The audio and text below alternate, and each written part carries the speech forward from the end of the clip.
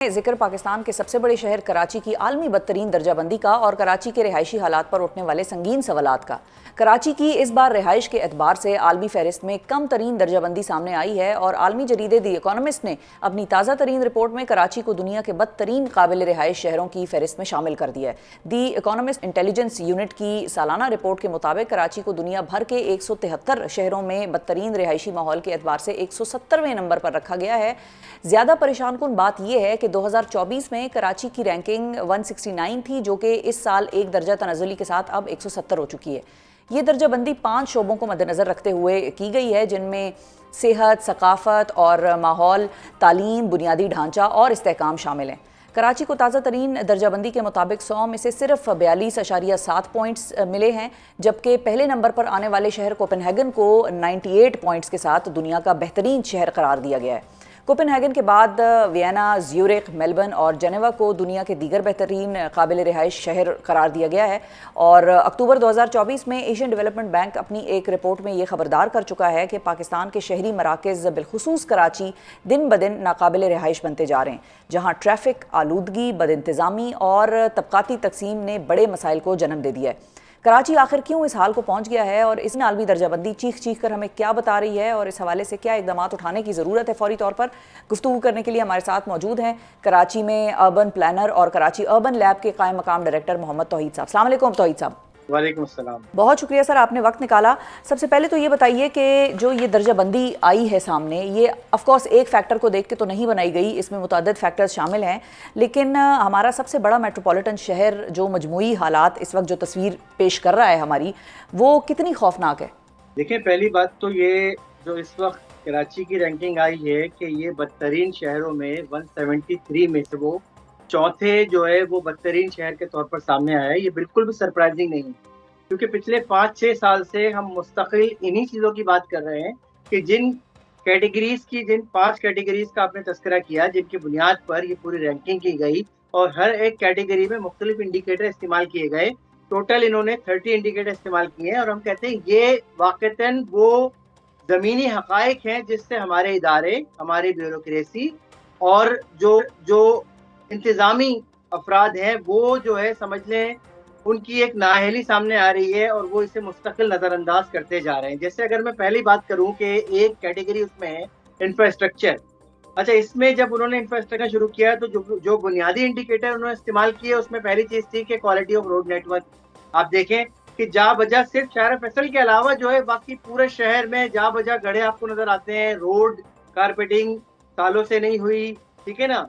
और जो है यानी कि कहीं अगर बुनियाद बहुत ज़रूरत होती है तो क्या करते हैं कि छोटे छोटे पैचेस में बहुत ही खराब क्वालिटी के मटेरियल के साथ में जो है रोड कारपेटिंग करके फोटोग्राफी सेशन किए जाते हैं और कहा जाता है कि हमने जो है रोड बेहतर कर दिया। और 2 से 4 दिन या बहुत ज़्यादा 1 महीने बाद जो है उस रोड की सूरत हाल वही हो चुकी थी जो पहले थी और हमारा पैसा यानी अवाम का पैसा जो है वो उस पर खर्च हो चुका होता है। पब्लिक ट्रांसपोर्ट की उसमें बात की गई तो आप खड़े रहे आधे आधे घंटे लोग जो है वो खड़े होते हैं बस स्टॉप पर, लेकिन उनको जो है वो पब्लिक ट्रांसपोर्ट नहीं मिल रही होती। ठीक है, इसी तरीके से हाउसिंग, क्वालिटी ऑफ हाउसिंग को इसमें शामिल किया गया। 1990 के बाद से 95 के बाद से केडीए ने एक भी अफोर्डेबल हाउसिंग स्कीम लॉन्च नहीं की। पिछले 30 साल का हमारे पास गैप मौजूद है और डिमांड जो है बहुत ज्यादा है, लेकिन शहर में हुकूमती किसी इदारे की जानिब से जो है कोई अफोर्डेबल हाउसिंग स्कीम नहीं दी गई। तो जाहिर सी बात है जब ये तमाम चीजें होंगी, फिर इसके साथ साथ उन्होंने यहाँ तक बात नहीं की, उन्होंने एनर्जी प्रोविजन को कंसीडर किया। इस शहर में इस शदीद गर्मी में जब हीट वेव अलर्ट दी जाती है 16 घंटे की लोड शेडिंग जो है कराची इलेक्ट्रिक कर रहा है। अच्छा, जिन इलाकों में लोड शेडिंग की जा रही है वहां पर अगर 70% लोग ऐसे हैं जो बिल अदा करते हैं तो और 30% ऐसे हैं जिनको वो थेफ्ट में या लॉसेस में रखते हैं, तो 70% जो है वो क्यों बेयर कर रहे हैं उसका भाई। ठीक है। अच्छा, तो बुनियादी मामला इसी तरीके से वाटर प्रोविजन जो है इस शहर में एक अजीब तरह का मामला हो गया है। यानी आपको पानी जो है पहली बात तो वो खरीदना है और एक आउटसोर्स वेंडर से खरीदना है। Karachi water and sewerage corporation जो है वो उसकी कैपेसिटी नहीं रही कि वो शहर को पानी सप्लाई कर सके। जहां जहां पानी की फराहमी की जा रही है वो गैर मुनसिफाना बुनियादों पर की जा रही है। ये पहले ही कहा जाता था कि जी कच्ची आबादियों को पानी नहीं मिलता, लेकिन अब हम ये देख रहे हैं कि वो आबादियां जो कि नॉर्मल है। जैसे मैं बताऊं कि मलीर के इलाके में एक आबादी है बोस्ताने रफी जो कि एक बाकायदा तौर पर जो है सोसाइटी है, और वहां पर लोगों ने मुझे बताया, मुझे बड़ी हैरानी हुई कि 15 साल से उनके घर के नलके में पानी नहीं आया कराची वाटर सर्विस कॉर्पोरेशन का। या तो वो ग्राउंड वाटर एक्सट्रैक्ट करके अपनी जिंदगी गुजार रहे हैं, या फिर वो टैंकर वालों को ठीक है। अच्छा, ये रोज की वैसे बुनियाद पर फोन ये करते जो हैं। पानी का ना आना है तो तौहीद साहब, ये तो पाकिस्तान के मेरा ख्याल है अब हर शहर की एक रुदात बन गई है। इस्लामाबाद के भी एक F7 सेक्टर में पानी नहीं आता, ये भी मैं आपको बता दूं। यहाँ पर भी लोग या बोर कराते हैं या टैंकर माफिया जो है, माफिया तो नहीं अभी तक यहाँ पर वैसे उस तरह से पनप सका, टैंकर बहरहाल मौजूद हैं। अच्छा ये बताइए तौहीद साहब के अर्बन प्लानिंग इंफ्रास्ट्रक्चर और बुनियादी सहूलियात की जो अदम फरामी है, उसके तनाजुर में कराची को कहाँ मार पड़ी? मतलब where did we go wrong? क्योंकि ये तो पाकिस्तान का सबसे बड़ा शहर, मेट्रोपॉलिटन सिटी, फिर आपका सबसे ज्यादा टैक्स देने वाला शहर भी इसको कहा जाता है। भाई मुल्क को चलाने वाली रीढ़ की हड्डी कराची को कहते हैं। तो ये हुआ क्या इस शहर के साथ? देखिए, पहली चीज ये है कि बैड गवर्नेंस है यहाँ पर, ठीक है ना। गवर्नेंस का निज़ाम बिल्कुल, जिसे हम कहते हैं अपनी टर्म में कि बिखरी हुई इंतजामी हुक्मरानी हमें नजर आती है। एक इदारे का दूसरे इदारे से कम्युनिकेशन का गैप बहुत ज्यादा है। ये साइलोज में काम शहर करते हैं, बिल्कुल 3 ठीक है। करोड़ आबादी का शहर है, और यहाँ पर तकरीबन 20 के करीब जो है वो लैंड ओनिंग एजेंसीज हैं, जिनका आपस में झगड़ा सिर्फ जमीन का रहता है। और बाकी लेकिन उस जमीन पर जितना इंफ्रास्ट्रक्चर है, चाहे वो वाटर हो, एनर्जी हो, चाहे वो आपका जो है वो सेवरेज हो, उसको जो है ओन करने को कोई तैयार नहीं है। यानी मैं आपको एग्जांपल दूं, फर्ज करें एक लैंड जो कि केपीटी की जुरिसडिक्शन में आती है, या एक लैंड जो कि फेडरल क्वार्टर की जुरिसडिक्शन में आती है, तो अगर वो लैंड को ओन कर रहे हैं तो वहां पर जो इंतजामी दीगर इंफ्रास्ट्रक्चर है उसको क्यों ओन नहीं कर रहे, वहां के सेवरेज को क्यों नहीं देख रहे, वहां के जो अगर जो कचरे का इंतजाम है उस पर क्यों नहीं इन्वेस्ट करने को तैयार है। असल मामला ये है कि यहाँ पर इदारों के दरमियान कोऑर्डिनेशन तकरीबन ना होने के बराबर है। देखिए, इस शहर में 7 डिस्ट्रिक्ट हैं, और अगर हम जो है लोकल गवर्नमेंट की बुनियाद पर बात करें तो 25 जो है वो टाउन म्यूनिसिपल कॉर्पोरेशन हैं, और 6 कैंटोनमेंट हैं। ये तो एक बहुत बेसिक मैंने डिवीजन बताई, जिनमें आपस में कोऑर्डिनेशन की जगह बहुत जगहों पे हमें पॉलिटिकल गैप मिलता है, पॉलिटिकल इश्यूज हैं, और बहुत तरह के प्रॉब्लम हैं, जो सारे जाकर जो है वो एक ग्लव्स हम कहते हैं बैड गवर्नेंस, तो उस तौर पे सामने आते हैं, जिसकी वजह से इस शहर के मसाइल जू के तो मौजूद हैं। अच्छा, अब जो एक और चीज़ है, कराची की जो सतह समंदर से जो बेसिकली जहाँ जिस तरह से वाक़ है कराची, वो सतह समंदर से 3 फुट नीचे जो है वो वाक़ है, और मौसमियाती तब्दीलियों की वजह से कराची को मज़ीद भी शदीद माहौलियाती ख़तरात लाहक हैं। तो ऐसे में कराची की मॉडर्न अर्बन प्लानिंग में सबसे बड़ी रुकावट क्या है? देखिए, सबसे बड़ी रुकावट जो यहाँ पर है वो ये कि इस शहर को कोई भी पॉलिटिकल पार्टी हो वो ओन करने को तैयार नहीं, ठीक है ना। ये मैं आपको कहूँ, जो आपके हमारे शहर में जो मल्टीलेटरल और बायलेटरल एजेंसीज, या कह लें आप जो है वो अगर कोई फॉरेन एजेंसीज की फंडिंग भी आती है तो वो भी ये देखकर लगाया जाता है कि कौन सी पॉलिटिकल कॉन्स्टिट्यूंसी है और कहाँ पर किसका वोट बैंक है। यानी इस तरह जब हम शहर को पॉकेट्स में पॉलिटिकली डिवाइड करना शुरू करेंगे तो शहर कैसे काम करेगा, तो ये बहुत मुश्किल हो गया है इसका। सही है। मतलब मैं कुछ जहन में जो चीज़ें आती हैं ना, जो प्रॉब्लम्स आती हैं, जो मेरे जहन में आती हैं, वो कराची के हवाले से ये है कि मानसून सीज़न आए तो सबसे पहले कराची डूब जाता है।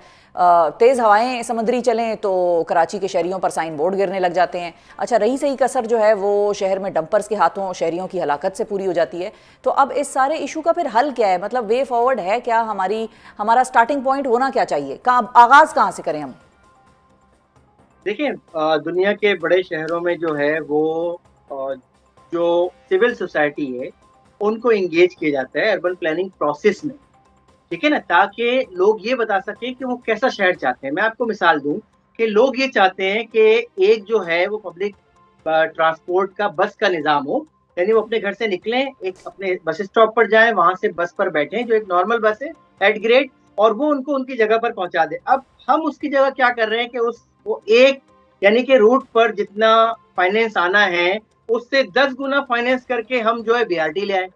बीआरटी की तो शहर को जरूरत ही नहीं थी, ठीक है ना। इसी तरीके से अगर फर्ज करें कि वाटर के प्रोजेक्ट की बात करें, K4 का प्रोजेक्ट, यानी पिछले 17 सालों में इस शहर को एक बूंद पानी जो है वो उसमें इजाफा नहीं हुआ। 17 साल पहले जितना पानी इस शहर को मिलता था वो मजीद कम ही हुआ है, यानी कि थेफ्ट और लॉसेस के केस में। तो इस तरह का सिनेरियो जब हमें नजर आ रहा है तो बहुत मुश्किल है कि जो है वो शहर को चलाया जा सके। बुनियादी बात यह है कि जैसे इस वक्त शहर कराची रीजनल मास्टर प्लान 2047 बन रहा है, ठीक है ना। जी बिल्कुल। उसमें यहाँ की जो सिविल सोसाइटी के लोग हैं, आर्किटेक्ट हैं, प्लानर्स हैं और दीगर जो लोग हैं, एकेडमिया हैं, इंडस्ट्री, उनको शामिल किया जाए। और जो कम्युनिटीज है, खासतौर पे जैसे आपने जिक्र किया, कोस्टल कम्युनिटीज हैं, फिशिंग से रिलेटेड कम्युनिटीज हैं, दीगर इंडिजिनियस कम्युनिटीज हैं, उनको शामिल किया जाए ताकि वो ये बता सके कि वो किस तरह से शहर को देखना चाहते हैं और उसको इनकॉर्पोरेट किया जाए जो अब नेक्स्ट प्लान बन रहा है शहर का। लेकिन हम ये देख रहे हैं कि नेक्स्ट जो प्लान बन रहा है वो भी जो है वो समझ लें कि एसी कंटेन्ड ऑफिसेज में जो है वो बन रहा है और उसकी ग्राउंड से कनेक्टिविटी नहीं है, जिससे हमें ये लगता है कि ये प्लान भी माजी के 6 मास्टर प्लान की तरह फेल हो जाए। ठीक है। अच्छा, तो अब ये तो आपने बता दिया कि अर्बन प्लान बन रहा है, उसमें शामिल करें सिविल सोसाइटी को, लेकिन जो 3 चीज़ें आप सजेस्ट करेंगे, आपने स्टडी किया है दुनिया की शहरों को भी, हम नहीं कोपेनहेगन के साथ चले मुकाबला करते कराची का, लेकिन अपने पाकिस्तान के शहरों से ही मुकाबला कर लेते हैं फिलहाल। तो अब तो इस्लामाबाद की भी अगर आप हालत देखें, मुझसे पूछें तो जो एक्सपेंशन पाकिस्तान में इस्लामाबाद में हो रही है उसका कोई वाली वारिस नहीं है, कोई पूछने वाला नहीं है। एक ज़माने में यहाँ पर भाई बिजली की तारों से फ्री एक शहर बनाया गया था, उसको फेडरल कैपिटल कहते थे, ICT उसका नाम है। लेकिन अब जितनी सोसाइटियाँ आ रही हैं वहाँ पर जो ट्रांसफार्मर हैं वो भी गिरते हैं, तारें लटक रही हैं ज़मीनों पर। तो वो मामला इस्लामाबाद के साथ भी जो है वो भुलाया जा चुका है। तो अब तो हम कराची से ज़्यादा एक्सपेक्ट नहीं करते कि जो चलाने वाले हैं वो उसको किस तरह से चलाएं, लेकिन 3 बुनियादी चीज़ें जो आप सजेस्ट करेंगे कि भाई ये काम कर लें तो लोगों की ज़िंदगियों में बेहतरी आ सकती है, उस शहर के रिहायशियों की ज़िंदगी में बेहतरी आ सकती है, वो क्या होंगी 3 थिंग्स? देखिए, 3 बुनियादी चीजें अगर हम बात करें तो एक तो ये कि अफोर्डेबल हाउसिंग जो है वो शहर की बुनियादी जरूरत है। ठीक है।